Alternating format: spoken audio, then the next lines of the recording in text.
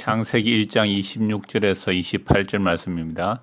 하나님이 이르시되 우리의 형상을 따라 우리의 모양대로 우리가 사람을 만들고 그들로 바다의 물고기와 하늘의 새와 가축과 온 땅과 땅에 기는 모든 것을 다스리게 하자 하시고, 하나님이 자기 형상 곧 하나님의 형상대로 사람을 창조하시되 남자와 여자를 창조하시고, 하나님이 그들에게 복을 주시며 하나님이 그들에게 이르시되 생육하고 번성하여 땅에 충만하라, 땅을 정복하라, 바다의 물고기와 하늘의 새와 땅에 움직이는 모든 생물을 다스리라 하시니라. 이 본문의 말씀을 제대로 나누려고 하면 몇 시간 해도 사실은 부족합니다. 하나님의 형상론이 나오고, 또 흔히 우리가 알고 있는 문화명령, 이게 가장 성경을 오해하는 표현 중에 하나가 문화명령입니다. 그래서 생육하고 번성하여 땅에 충만하라, 땅을 정복하라, 바다와 물고기와 하늘의 새와 땅에 움직이는 모든 생물을 다스려, 이걸 문화명령이라 해서 세상을 정복하는 일에, 기독교의 힘으로 세상을 정복하는 일에 사용한다면 가장 크게 성경을 오독한 것입니다. 우리 안에 있는 욕망을 이런 말씀에 빗대어 자기 욕망을 키워나간 이론들이 얼마나 엄청난지 교회 역사 속에서 다 드러납니다. 기독교 제약사라는 책이 있습니다. 기독교 제약사라는 책을 보면 기독교라는 이름으로 행한 죄가 뭔지 드러나는데요. 그건 우리가 흔히 잘 아는 대로 아메리칸 인디언을 사냥한 자들이, 청교도들이 미국 들어가서 행한 악입니다. 물론 간혹 그렇지 않는 자들도 있다라는 것을 알기는 합니다. 그러나 흑인들을 노예상으로 판 자들이 누구였는지 역사를 살펴보면 참 기독교가 얼마나 악을 행하였는지를 알게 됩니다. 그래서 우리는 성경에 충만하라, 정복하라, 다스리라 이런 내용이 결코 우리의 욕망을 채우는 말씀이 아니라는 사실이죠. 그럼 이게 뭐냐라고 하면 하나님의 형상으로 다스리라는 내용입니다. 그래서 26절을 보시면 하나님이 이르시되 우리의 형상을 따라, 여기서 이미 복수가 나오죠. 성부, 성자, 성령의 사역은 영원 전부터 약속하신 대로 말씀을 이루어내시는 하나님의 사역입니다. 그래서 우리라는 복수를 사용합니다. 그래서 하나님 우리의 형상, 성부, 성자, 성령 삼위 하나님은 영원한 하나님으로 창세전에 이미 서로 교통하고 계셨음을 드러냅니다. 자, 그래서 하나님의 형상과 하나님의 모양대로 사람을 만들자라고 하시는 거죠. 그러면 사람의 특징, 즉 하나님의 형상된 사람의 특징이 뭐냐 하면 다스림입니다. 근데 이 다스림을 제가 조금 전에 말씀한 것처럼 충만, 정복, 다스리라 이런 내용을 문화명령으로 여겨서 기독교의 힘으로 다른 사람들을 억압하고 누르고 죽이는 형식으로 간다. 이것이 가장 오해된 성경 해석이라는 말씀이죠. 물론 이스라엘 백성들이 출애굽하여 가나안 땅에 들어갈 때에 그들을 살해하는 원주민을 죽이라는 말씀이 있습니다. 그러나 그것은 악에 대한 심판입니다.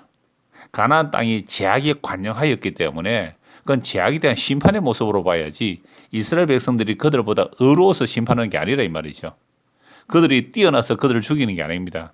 이스라엘 백성들도 죄인이지만 하나님의 어린 양의 피 안에 있는 구속받은 자들로서 죄에 대한 심판의 모습을 보여주는 것이지, 이걸 문자대로 상대방을 죽이는 식으로 해석한다면 이게 기독교가 가장 치명적인 죄를 범하고 있는 겁니다.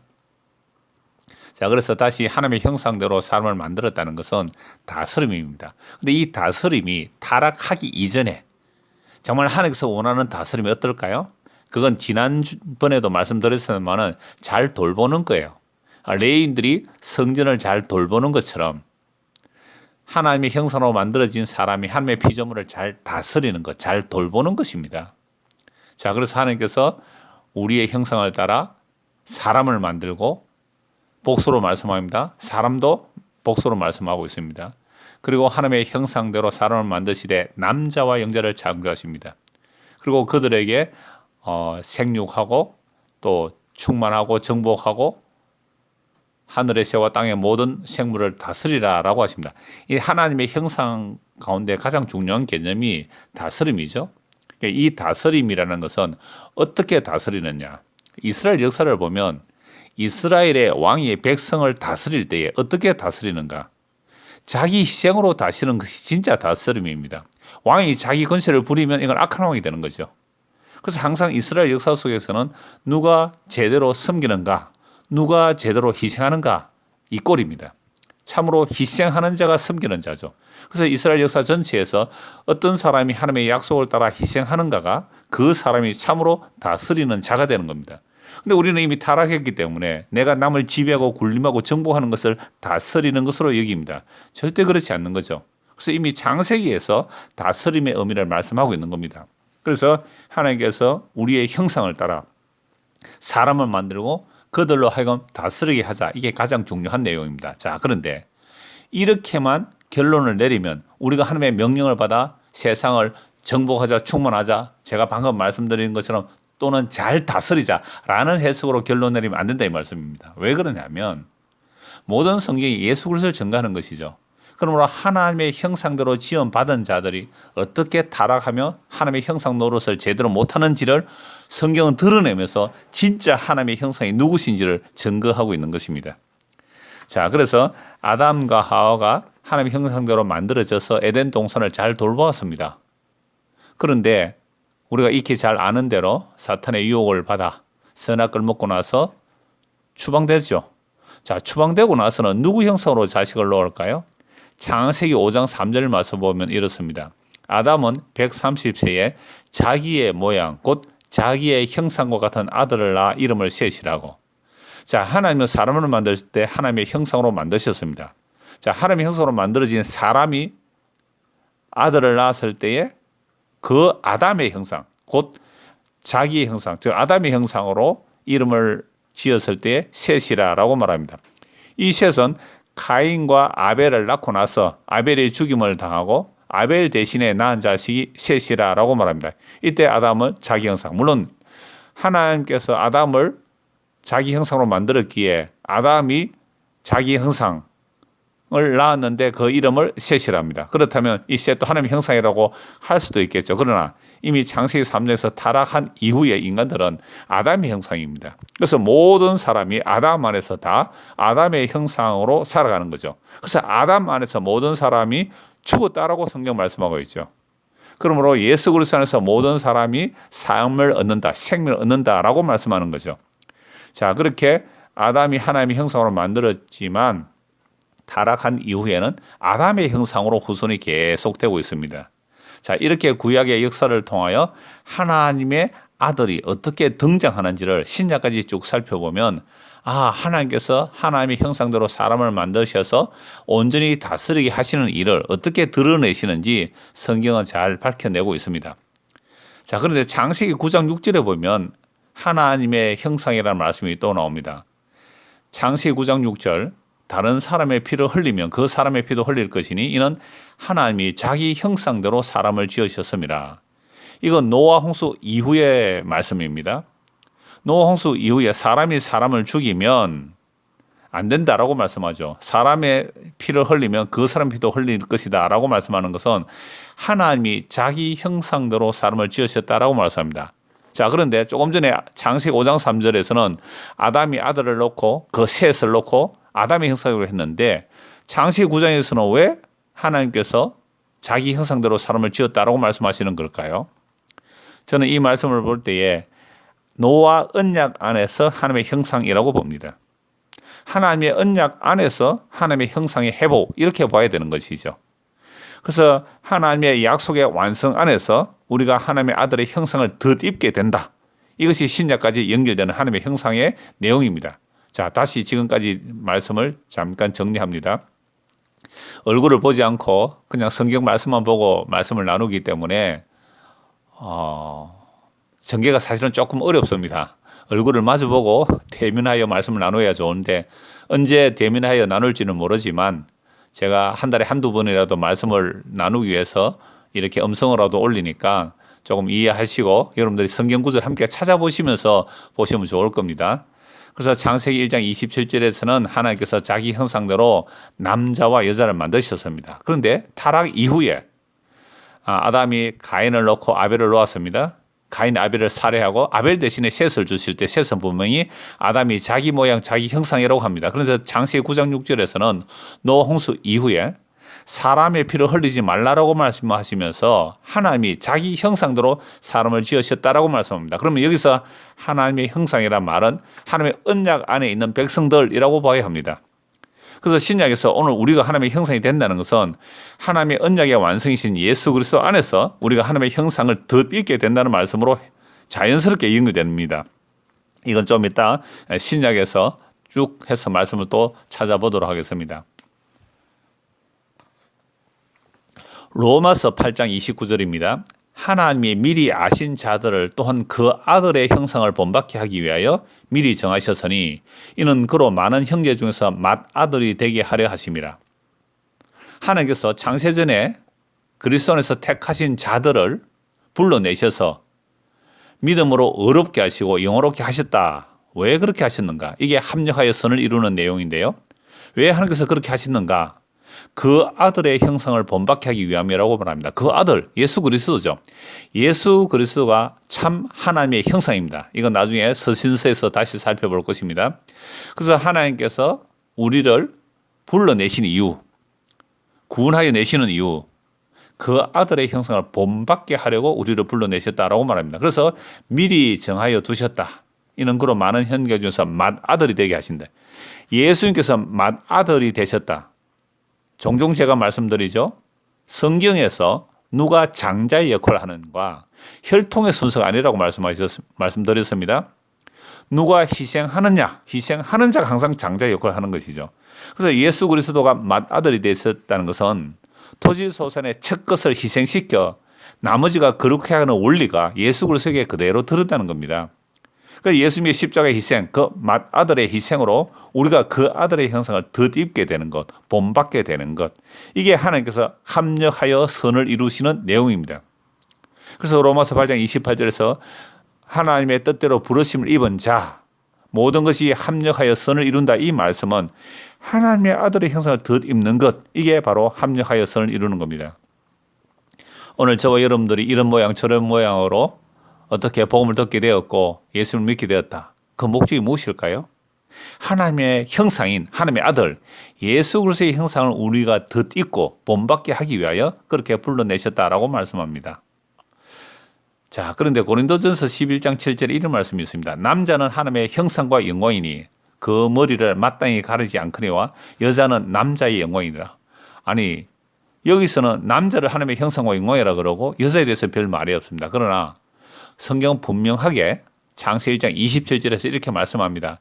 하나님이 자기 형상 곧 하나님의 형상대로 사람을 창조하시되 남자와 여자로 창조하시고 남자와 여자가 온전히 하나님의 형상이라 이 말씀이죠. 그러니까 남자 하나만 또는 여자 하나만이 아니라 남자와 여자를 하나님의 형상으로 창조하셨다. 굉장히 중요한 내용입니다. 왜 이 말씀이 중요한 내용일까요? 하나님께서 그 아들 예수 그리스도를 남자로 말씀하시고 그 신부된 교회를 그의 신부라라고 말씀하죠.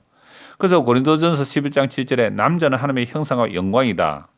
또는 여자는 남자의 영광이다. 그래서 여자는 머리를 기르게 하고 남자는 머리를 기르지 않고 머리 위에 뭘 두지 않는다. 이런 표현은 교회와 그리스도의 관계를 말합니다.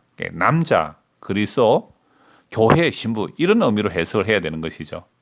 그래서 신랑 대신 예수 그리스도께서 희생하심으로 자기 신부를 얻어내시는 것. 자, 이렇게 하여 하나님의 온전한 형상을 만들어내신다는 말씀이죠. 정말 교회의 신비는 놀랍습니다. 하나님의 형상을 남자와 여자로 만드셨는데 그 남자와 여자를 창조하신 그 하나님께서 예수 그리스도를 통하여 자기 죽음, 자기 피 흘림으로 신부된 교회를 살려내시는 내용이죠.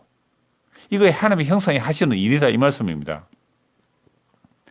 자, 그래서 이 하나님의 형상을 우리가 언제 보게 될까요? 새 언약 안에서 예수 십자의 피 안에서 만날 수 있다 이 말입니다.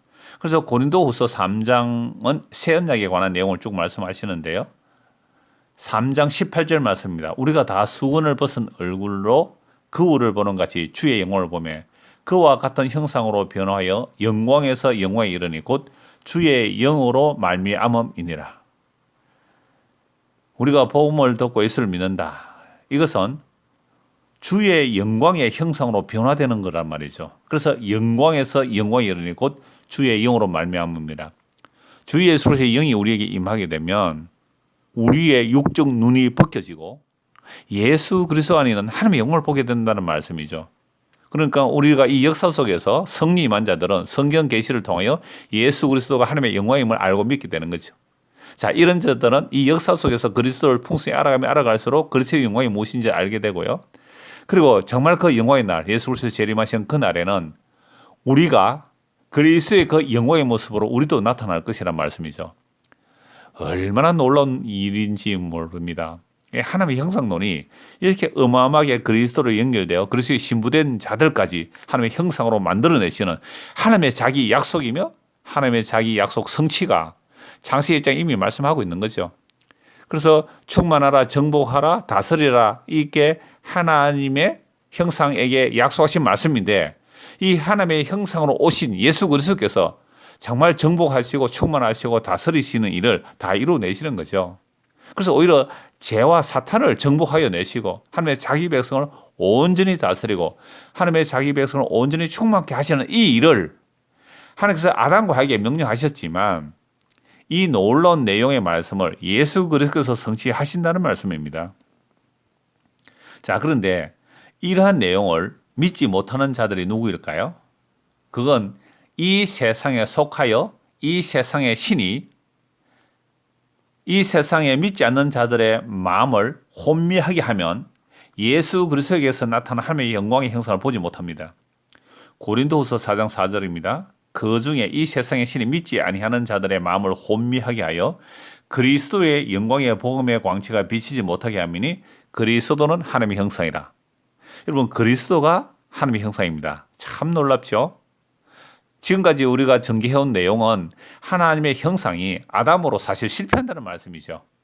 자, 그런데 예수 그리스도께서 그 하나님의 형상을 이루어내시는 거죠. 그래서 고린도후서 4장 4절에서는 그리스도가 하나님의 형상이라고 말씀합니다. 그런데 어떤 그리스도입니까? 십자가에 못 박혀 죽은 예수, 그 예수가 하나님의 형상이라 해요. 이걸 누가 믿을 수 있겠습니까? 그래서 세상 신이 그 사람의 눈과 마음을 가리고 있으면 십자가에 죽은 예수를 하나님의 영광의 형상으로 보지 못하는 것이죠. 그런데 그 그리스도가 하나님의 형상이라고 분명하게 말씀하고 있습니다. 자, 그래서 하나님의 영이 임한 자들만이 예수 그리스도가 하나님의 형상임을 믿게 되는 거죠. 자, 그래서 골로새서 1장 15절입니다. 그는 보이지 아니하는 하나님의 형상이요 모든 피조물보다 먼저 나신 이시니. 골로새 1장 15절 16절은 너무 어마어마한 말씀입니다. 천지 만물을 하나님께서 창조하셨는데 그 하나님을 예수 그리스도라고 말씀합니다. 그래서 주께서 천지 만물을 창조하시는데 자기를 위하여 창조하셨다 말씀하고 있습니다. 그러면 창세기 1장 26절에 우리가 우리의 형상을 따라 사람을 만들고 그들로 다스리게 하자라고 하신 그 성부, 성자, 성령의 창조 사역에 예수 그리스도가 함께 천지를 창조하신 거죠. 그래서 예수 그리스도가 하나님의 형상으로서 자기 죽음으로 신부를 구원하여 내셔서 남자와 여자가 온전히 만들어지죠. 이렇게 되는 것이 하나님의 형상으로 만드시는 놀라운 내용이라는 말씀이죠. 자, 그래서 오늘 저와 여러분들이 예수를 믿었습니다. 그렇다면 우리가 그리스도의 신부가 되죠. 남자와 여자. 이렇게 온전해져야 이게 하나님의 형상이라는 거죠. 골로새서 3장 10절 말씀입니다. 새 사람을 입었으니 이는 자기를 창조하신 이의 형상을 따라 지식에까지 새롭게 하심을 입은 자니라. 우리가 예수를 믿고 하나님의 형상을 덧입었다. 그러면 우리의 지식까지 새로워지는 거죠. 어떤 지식일까요? 어떤 지식일까요? 예수 그리스도가 만유이심을 아는 거죠. 예수 그리스도가 전부임을 아는 겁니다. 그래서 골로새서 3장 11절 말씀입니다. 거기에는 헬라인이나 유대인이나 할레파나 무할레파나 야만인이나 스우디아인이나 종이나 자유인이 차별이 있을 수 없나니 오직 그리스도는 만유시요 만유 안에 계시니라. 우리가 하나님의 형상을 따라 새 사람을 입게 되면 예수 그리스도의 십자가에 죽으심으로 우리가 그 피값으로 하나님의 아들의 형상을 덧입게 되면 무엇을 알게 되는 겁니까? 오직 그리스도는 만유시요 만유 안에 계시죠. 만유라는 것은 전부라는 뜻이죠. 예수 그리스도가 우리의 전부가 되는 겁니다. 그래서 우리의 지식까지 새로워지는 거죠. 예수님 계시면 전부 있습니다. 예수님 없으면 전부 없습니다. 라고 말하는 거죠. 그래서 타락하기 전에 아담이 하와를 보고 이렇게 말하죠. 이는 내 뼈 중에 뼈, 살 중에 살이라. 너는 나와 하나라는 거죠. 너 없으면 나 없다는 거 아닙니까? 이게 놀라운 남자와 여자의 비밀 속에 담겨진 하나님의 형상론까지 다 들어있는 것이죠. 자, 그래서 우리가 오늘 저와 여러분들이 예수를 믿게 되었다. 이러면 헬라인이나 유대인이나 할레파나 무할레파, 세상의 어떤 기준, 차별, 이게 없다는 말씀이죠. 그래서 이게 예수 그리스도는 만유시요 만유 안에 계신다라고 말씀하는 겁니다. 히브리서 1장 1절에서 3절 말씀입니다.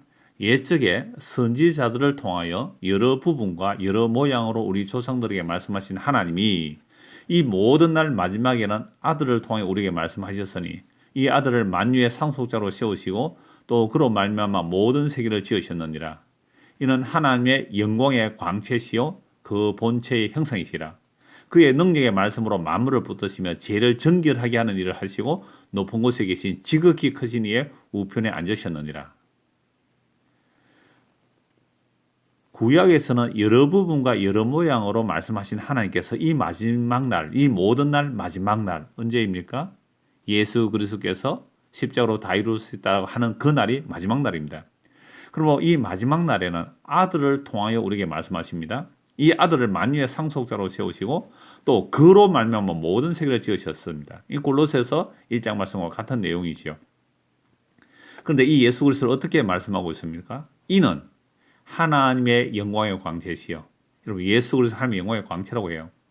이건 성령이만 사도들이 증가하는 내용입니다. 사도 요한이 예수님의 얼굴에서 독생자의 영광이며 은혜와 진리가 충만하다고 고백하는 것이죠. 예수 그리스도가 지금 하나님의 영광의 본체로 계십니다. 이미 성천하셔서 하나님의 영광의 본체로 계시죠. 그 영광의 주님께서 우리에게 성령을 보내주시면 성경에 기록된 이런 말씀이 그냥 믿어져요. 그래서 예수님이 하나님의 영광의 광채시요 그 본체의 형상이라고 말씀합니다. 예수님이 하나님의 본체의 형상이지요. 여러분 하나님을 직접 본 자는 구약에서 아무도 없습니다. 보면 다 죽습니다. 모세조차도 그 뒷모습만 보았잖아요. 자, 그러면 하나님의 영광의 광채가 이 땅에 오신 예수 그리스도 임을 누가 믿을 수 있을까요? 그러면 성령 임한 자만 예수님이 하나님의 영광의 본체의 형상이심을 믿게 되는 겁니다. 자, 그의 능력의 말씀으로 만물을 붙드시며 죄를 정결하게 하시고 또 높은 곳에 계신 지극히 크신 이의 우편에 앉으셨다. 여러분 하나님의 우편의 자리가 뭐 하는 자리일까요? 하나님의 오른손, 하나님의 우편, 다스리는 하나님의 근세와 권능으로 다스리는 자리입니다.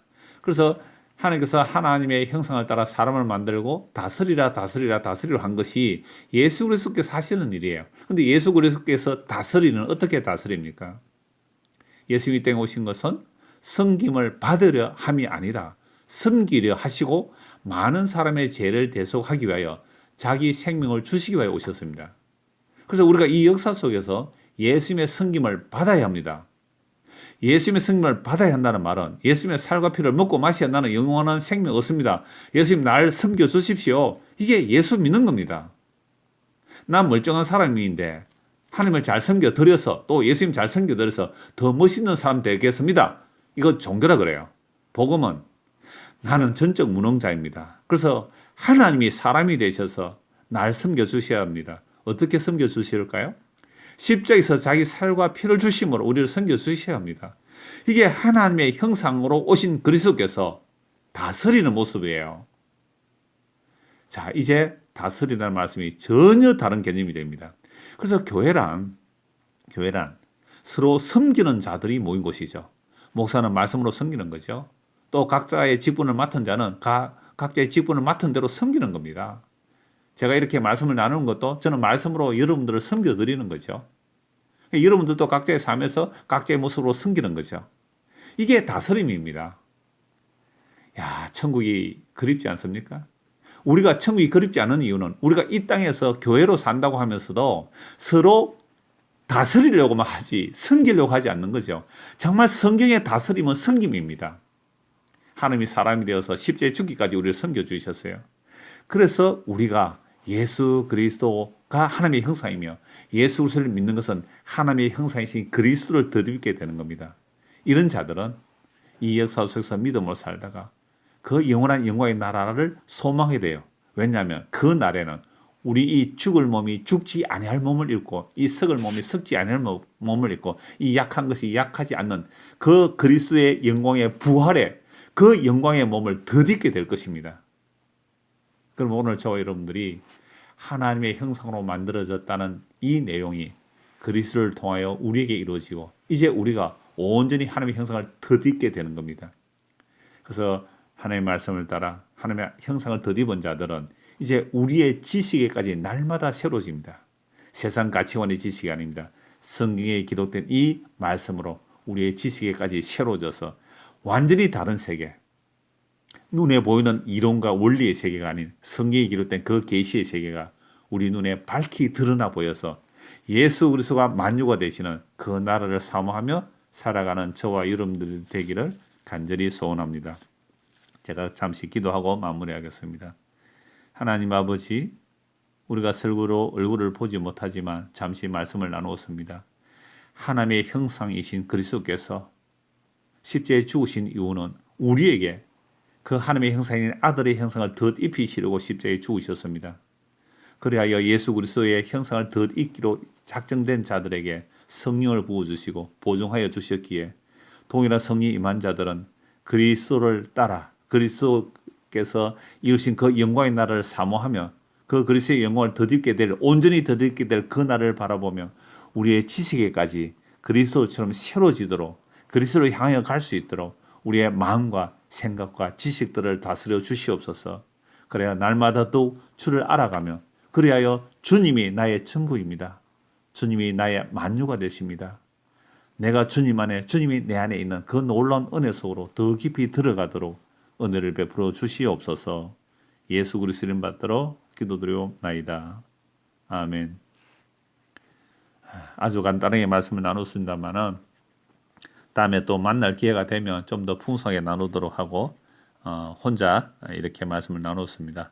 말씀을 찾아가면서 한 번 더 여러분들도 정리해 보시면 좋겠습니다. 평안을 전합니다.